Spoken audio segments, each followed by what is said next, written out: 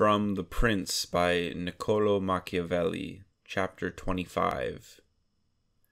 I am not unaware that many have held and hold the opinion that events are controlled by fortune and by God in such a way that the prudence of men cannot modify them, indeed, that men have no influence whatsoever. Because of this, they would conclude that there is no point in sweating over things, but that one should submit to the rulings of chance. This opinion has been more widely held in our times because of the great changes and variations beyond human imagining, which we have experienced and experience every day. Sometimes, when thinking of this, I have myself inclined to this same opinion, none the less so as not to rule out our free will. I believe that it is probably true that fortune is the arbiter of half the things we do, leaving the other half or so to be controlled by ourselves. I compare fortune to one of those violent rivers which, when they are enraged, flood the plains, tear down trees and buildings, wash soil from one place to deposit it in another. Everyone flees before them. Everybody yields to their impetus. There is no possibility of resistance. Yet although such is their nature, it does not follow that when they are flowing quickly one cannot take precautions, constructing dikes and embankments so that when the river is in flood they would keep to one channel, or their impetus be less wild and dangerous. So it is with fortune. She shows her potency where there is no well-regulated power to resist her, and her impetus is felt when she knows there are no embankments and dikes built to restrain her. If you consider Italy the theater of those changes and variations I mentioned, which first appeared here, you will see that she is a country without embankments and without dikes. For if Italy had been adequately reinforced, like Germany, Spain, and France, either this flood would not have caused the great changes it has, or it would not have swept in at all. I want what I have said to suffice in general terms on the question of how to oppose fortune.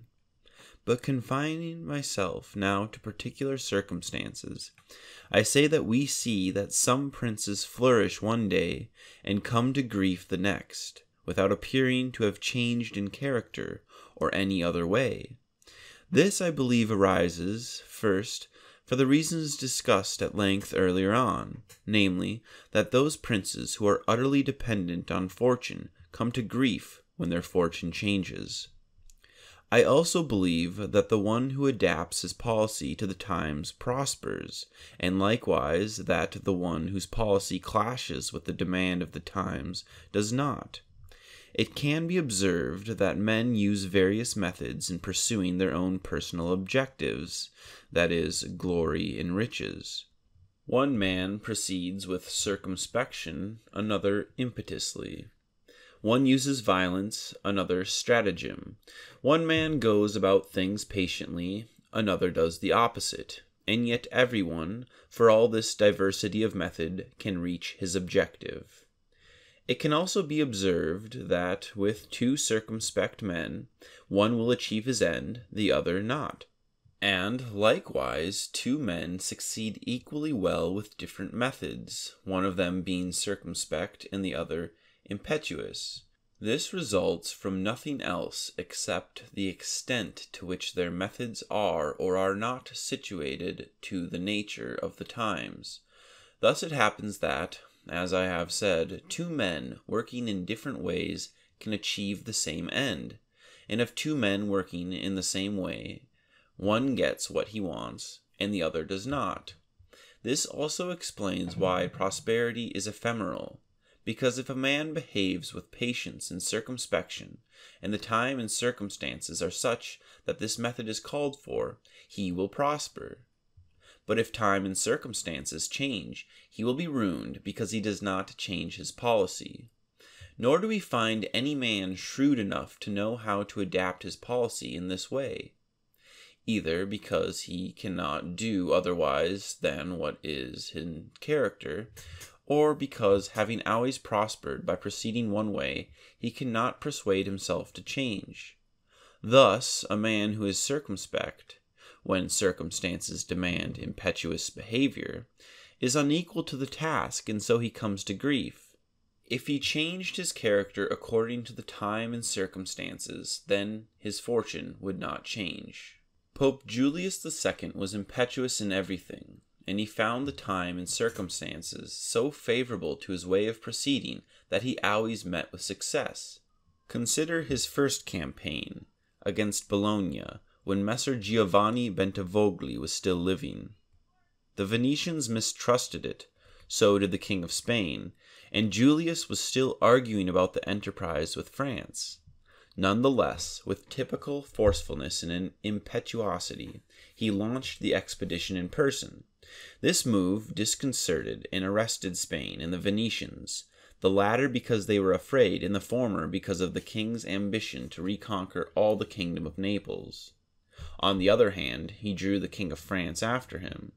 This was because the king, seeing Julius go into action, and anxious for his support in subduing the Venetians, decided he could not refuse him troops without doing him a manifest disservice. With that impetuous move of his, therefore, Julius achieved what no other pontiff, with the utmost human prudence, could have achieved. Because, had Julius delayed setting out from Rome until all his plans and negotiations were completed, as any other pontiff would have done, he would not have succeeded. The King of France would have found 101 excuses, and the others would have inspired Julius with 101 fears. I shall not discuss his other deeds, which were all like this, and which all met with success. The brevity of his pontifical life did not let him experience the contrary. If there had come a time when it was necessary for him to act with circumspection, he would have come to grief. He would never have acted other than in character. I conclude, therefore, that as fortune is changeable, whereas men are obstinate in their ways, men prosper so long as fortune and policy are in accord, and when there is a clash they fail. I hold strongly to this, that it is better to be impetuous than circumspect, because fortune is a woman, and if she is to be submissive, it is necessary to beat and coerce her. Experience shows that she is more often subdued by men who do this than by those who act coldly.